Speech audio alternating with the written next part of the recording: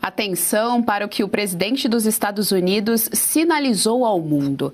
Caso o Brasil venha a se juntar à crescente lista de países que se movem para a direita, o mapa político da América Latina será drasticamente diferente do que era há apenas uma década. Esse é o recorte de um artigo do site Newsmax, que tem como ponto de partida a vitória de Abelardo de la Espriella, na Colômbia, compartilhado por Donald Trump na Truth Social. Quem traz os detalhes é o correspondente internacional Ivan Kleber. Vamos então aqui acionar o nosso Lorde, já está no telão e vai trazer as informações aqui para a nossa audiência. Ivan Kleber, seja muito bem-vindo, boa tarde. Boa tarde, Geisiane, uma saudação especial a você, aos colegas de bancada e principalmente à nossa audiência. Isso mesmo, ontem à noite o presidente Trump nos deu essa notícia e esses indícios, né, publicando então essa publicação de um portal de direita lá nos Estados Unidos, a Newsmax, que faz justamente esse mapeamento ideológico do resultado das últimas eleições na América do Sul. O presidente Trump ainda coloca aqui Trump Scores, né?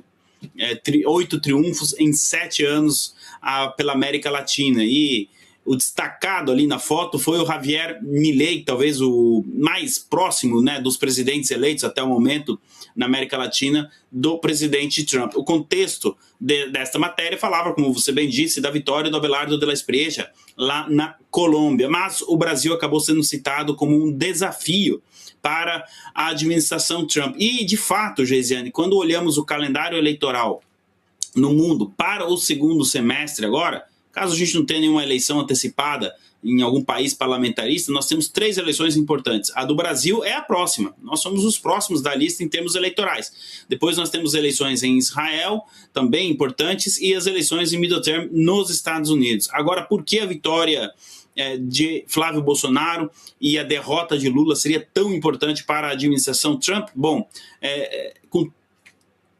como nós podemos analisar, o escudo das Américas, né, ele já vem surtindo efeitos, principalmente na Bolívia.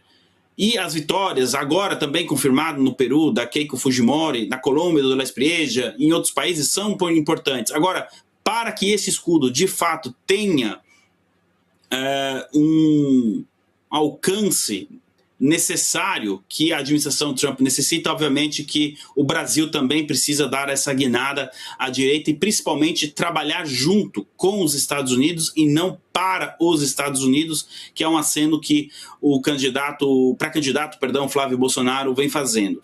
Nós estamos mostrando imagens aí, foi uma semana complicada mesmo para a esquerda, tanto no Peru, agora tivemos a confirmação que a Keiko Fujimori alcançou a vitória matemática. A gente está aguardando a qualquer momento a Comissão Nacional Eleitoral declarar ela como vencedora das eleições. E o Abelardo Espriella foi um pouco mais rápido. Inclusive, agora à tarde, o Ivan Cepeda, candidato socialista, finalmente reconheceu a derrota para o Abelardo de la Espriella. O Gustavo Petro está meio assim, mas provavelmente ele também vai reconhecer. E no dia 7 de agosto, então, teremos a posse do Abelardo de la Espriella, como eu disse, então, levando toda a atenção para o Brasil. E aí a gente tem várias pontas importantes, né, relacionadas ao Brasil. A próxima também, sessão 301, dia 6 de julho, teremos uma audiência pública nos Estados Unidos, inclusive com a presença do pré-candidato e senador Flávio Bolsonaro, e do dia 6 até o dia 15 de julho nós teremos a decisão do presidente Donald Trump sobre o que fazer em relação ao relatório da sessão 301. Parte do processo eleitoral, sem interferência, obviamente, mas desse contexto Estados Unidos e Brasil, das eleições, passa justamente nesse período entre o dia 6 de julho e do dia 15 de julho. Então, a administração Trump agora, passadas as eleições no Peru e na Colômbia, com certeza estarão atentas, sem interferir, mas atentas para que o processo ocorra de maneira normal e sem nenhum tipo de problema nas eleições brasileiras. Geisiane. Ivan Kleber, eu vou trazer aqui à tela os nossos analistas políticos do dia. É importante a gente também dizer que a gente precisa de uma liderança forte também para defender os interesses brasileiros. Claro, para sentar à mesa e negociar com a maior democracia do mundo, mas também para defender os interesses brasileiros, algo que a gente não vê nessa gestão petista. É só uma série de bravatas ali que vem principalmente do presidente Lula. Doutora Kátia Magalhães, sua pergunta para o nosso querido Lorde Ivan Kleber. Boa tarde, Ivan. Que post animador esse do presidente Trump. Agora, existem dois fatores, a meu ver, que nos diferenciam muito desses vizinhos latino-americanos que endireitaram, por assim dizer. O primeiro é a própria existência de um TSE, que já é uma anomalia. E o segundo são os abusos em série lá da cúpula togada. E o Trump sabe disso melhor que ninguém. Eu te pergunto, de que forma o presidente Trump pretende abordar essa questão judiciária para superar, para vencer esse novo desafio de endireitar, de ajudar a endireitar, usar a dissuasão para ajudar a endireitar o Brasil, Ivan? Boa tarde, doutora Kátia. É sempre muito bom estar aqui com a senhora. E eu só quero pegar um trecho do que a senhora disse sobre o TSE. As pessoas talvez no chat, aqui o nosso público que nos acompanha, tanto ao vivo quanto gravado, talvez não tenha percepção. Mas são pouquíssimos mesmo os países no mundo que têm uma instituição como o TSE, um Tribunal Superior Eleitoral. Muitas vezes nós temos uma comissão que organiza a eleição, mas que não julga, não é? Como o TSE, inclusive composto por ministros da Suprema Corte. E aí entra a segunda questão. De fato, se existe um país no mundo hoje, doutora Kátia, eu posso falar assim tranquilamente, principalmente no mundo ocidental cristão, que tem uma interferência do sistema judiciário no processo eleitoral, esse país é o Brasil. A administração Trump tem vários mecanismos, mas olha só, um deles, inclusive, já foi retirado. Ou seja, nós não teremos a influência da USAID nessas eleições agora de 2026 no Brasil, coisa que nós tivemos nos outros anos. Inclusive, depois que a USAID saiu de operação, pelo menos como a conhecíamos, a esquerda não venceu mais nenhuma eleição na América Latina. Pode ser coincidência, né? Mas esse é um ponto, doutora Kátia, que a gente não pode tirar da equação. O presidente Trump não tem interesse em interferir nas eleições do Brasil, até porque ele não poderia fazê-lo, obviamente. Mas, como a doutora Kátia trouxe, usar a dissuasão para que o processo ocorra normalmente, desde o período de campanha até mesmo a votação em si, né? Isso sim, a administração Trump pode levar em consideração uma pressão para que ambos os lados, todos os candidatos, tenham condições iguais de disputar aí a preferência do eleitor nessas eleições de 2026. Geisiane, devolvo para você. Deixa eu trazer novamente aqui os nossos analistas e passar a palavra para o nosso querido Jorge Serrão. Lorde Ivan Kleber, vamos lá. A gente poderia dizer também que o nosso camarada Xi Jinping poderia repetir essa frase do Trump, dizer que a eleição presidencial no Brasil será um grande teste para a China.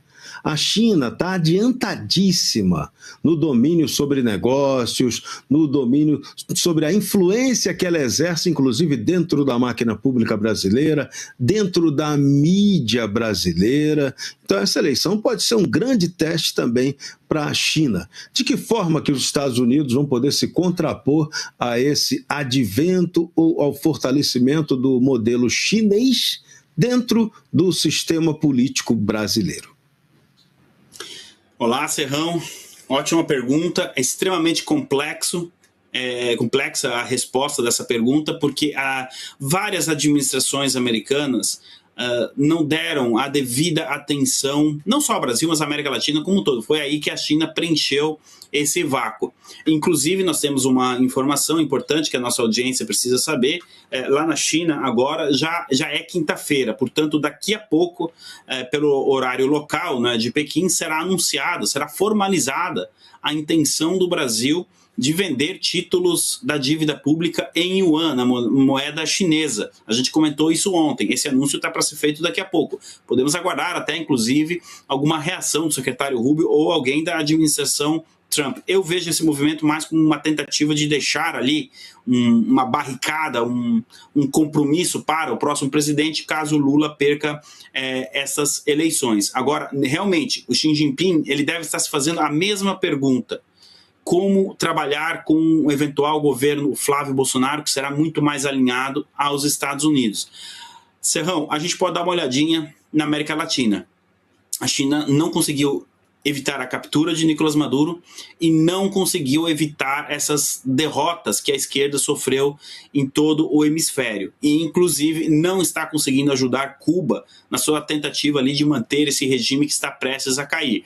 Tudo começou em 2023 com a vitória de Javier Milei, uma vitória de certa medida inesperada, mas com muita coragem, com muita bravura. O Milei enfrentou aquele período eleitoral com uma China contrária às políticas dele e favorecendo o então presidente Alberto Fernandes. Obviamente que o Fernandes não tentou a reeleição, o candidato dele perdeu para o Milei e aí a gente teve, né, esse avanço da direita na América Latina. Ou seja, a China, ela tem uma capacidade de influência muito grande, sim, mas ainda, e digo ainda, não ao ponto de convencer os eleitores que o modelo chinês é melhor que o modelo americano.